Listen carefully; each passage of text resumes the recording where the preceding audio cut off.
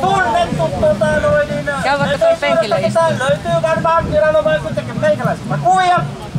Ja mä oon puhunut aikaisemminkin julkisuudessa näistä pakolaisten mielenterveysongelmista. Ja sehän on nyt sitten nähty, ja tätä tulee, miten te luulette? Ymmärrättekö?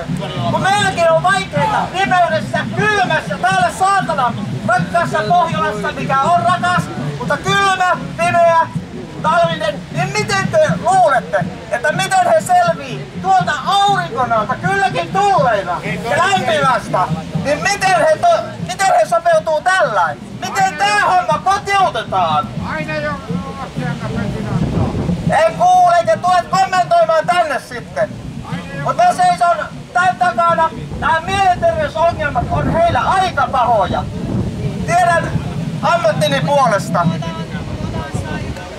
No niin, joku jatkaa tästä. Niin ottakaa tosissanne taas. Aivan oikein. Mä huolestun tästä, taas tulee lisää. Katsokaa, kun tulee talvet, syksyt, kyllä alkaa niin kuin puukot viuhua ja päässä nöksuu. No niin. Kurkut katkee. Sen verran vielä haluan sanoa, unohdin tuossa, eli kävin tapaamassa viime perjantaina sotiemme veteraania, joka kertoi huolensa. Voisi sanoa, että hän oli semmoinen kauhea kiukku oli hänen silmissään, kun hän sanoi, että taistelimmeko me turhaan. Muutamia vuosia mennään, niin täällä pyllistetään 3 kertaa päivässä. Hänellä oli pomminvarma liikeidea. Voi olla, että teistä joku sitä alkaa toteuttamaan. Hän sanoi, että nyt kannattaa alkaa tehdä heti polvityynyjä.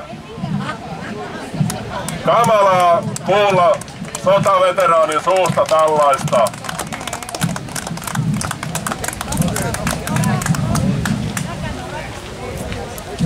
Terve! Nimeni on Seppo Lehto ja sanomani maahanmuutosta ja maahanmuutosta ja islamin kirouksista näette parhaiten nimelläni googlaten. Tämä tilaisuus on liian lyhyt kertoakseni kaiken mitä haluan, mutta varmaan arvaatte mitä mieltä olen. Eli yksiselitteisesti on vain yksi lääke tähän idiotismiin. On yksi lääke tähän rajattoman maahanmuuton ja islamin perseilyyn on kotiutusten sijaan. Korjaan, ei kotiutuksia Suomeen, eikä käytetä termiä kotoutus, vaan kotiutukset sinne mistä ovat tulleet. Joku voisi sanoa jopa perseeseen. Hyvää päivänjatkoa, valkoinen tulevaisuus koittakoon meille jatkossakin ilman mustan tulevaisuuden kiroja.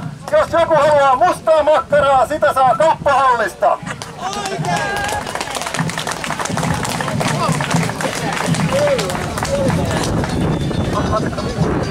Mulla on sellainen, mä en oo mikään puhuja, sori.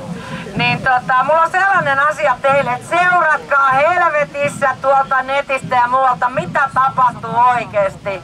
Et ideanahan on se, että tästä tulee islamilainen maa. Halutaanko me sitä? Mitä? Ei! Mitä? Ei! Ei kuulu! Ei! Hyvä! Pidetään Suomi Suomen ja rajat kiinni ja helvetti EU!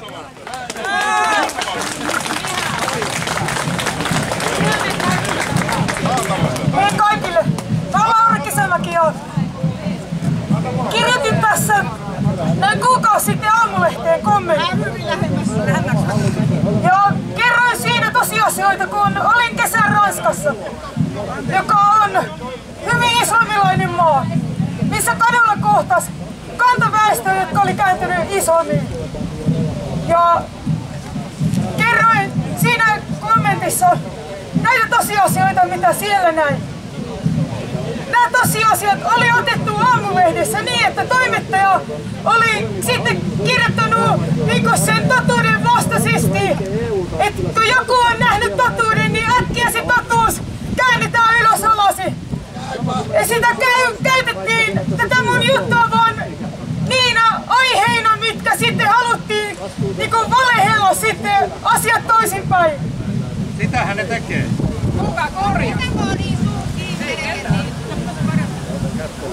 Ja mun se ratkaisu siinä hommassa oli, että Suomi on perustettu Raamatun perustalle. Kansanedustajat ja kaikki tuomarit virkavalassaan julistaa, että he toimii Raamatun mukaan. Ja sitten tänne otetaan tommonen poruska, joka ei noudata Raamattua. Jos se tulee tänne, niin niitä pitäisi tulla tämän maan järjestyksen alle. Toimia sen mukaan.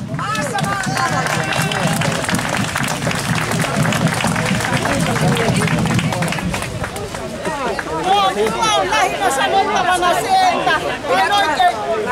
Paina siitä ja suukin. Niin, haluaisin sanoa sen, että en oikein ymmärrä, kun täällä on mielenosoittajat tuolla rasismia vastaan.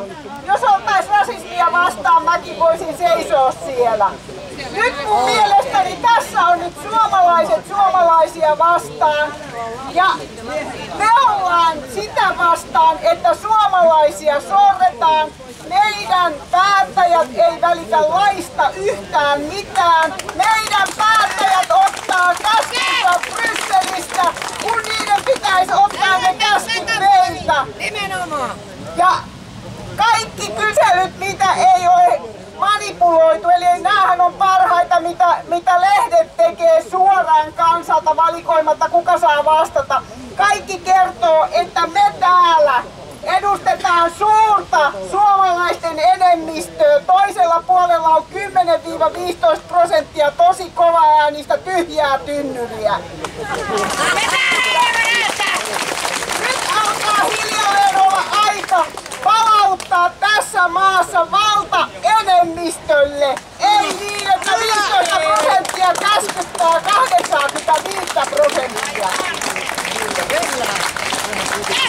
Valta Sipilältä pois. Kuka haluaa sitä?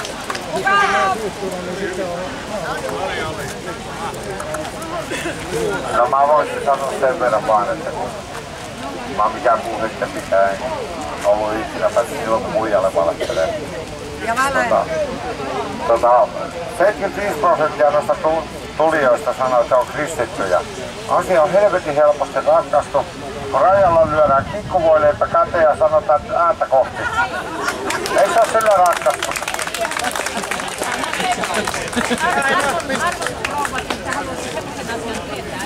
Meillähän nyt naisilla on hirveän vaarallista kulkea. Ja jos ei se kinkkuleipä uppoo, niin heti käännytys takaisin.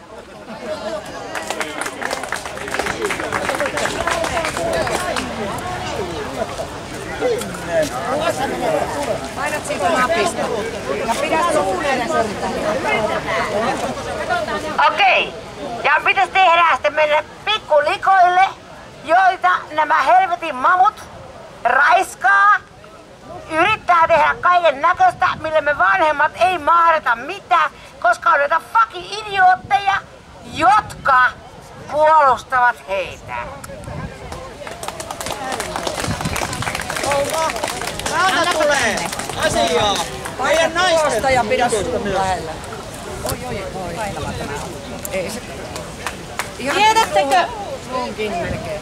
Tiedättekö mitä Ruotsissa tapahtuu, kun siellä on maahanmuuttajia? Me naiset ollaan aika kovia uhreja.